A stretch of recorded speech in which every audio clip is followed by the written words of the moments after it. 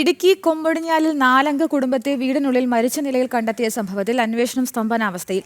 സംഭവം നടന്ന് 1 വർഷം പിന്നിട്ടിട്ടും കുറ്റക്കാരെ കണ്ടെത്താനാകാത്തതിൽ വീണ്ടും പ്രത്യക്ഷ പ്രതിഷേധത്തിലേക്ക് കടന്നിരിക്കുകയാണ് ജനകീയ സമരസമിതി. ദുരൂഹതകൾ നീങ്ങാത്ത കേസിൽ ക്രൈംബ്രാഞ്ച് അന്വേഷണവും ഫലം കാണുന്നില്ലെന്നാണ് ഉയരുന്ന ആരോപണം.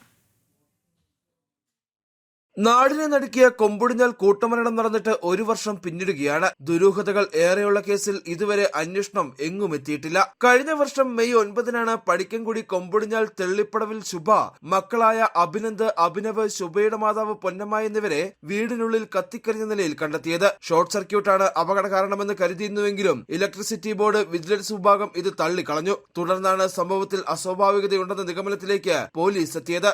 സ്പെഷ്യൽ ഇൻവെസ്റ്റിഗേഷൻ ടീമും പിന്നീട് ക്രൈംബ്രാഞ്ചും കേസ് ഏറ്റെടുത്തെങ്കിലും ഇതുവരെ നിർണായക നിഗമനങ്ങളിലേക്ക് എത്താൻ കഴിഞ്ഞിട്ടില്ല. അന്വേഷണത്തിലെ മെല്ലെപ്പൊക്കിൽ പ്രതിഷേധിച്ച് ജനകീയ സമിതി SP ഓഫീസിലേക്ക് മാർച്ച് സംഘടിപ്പിച്ചു.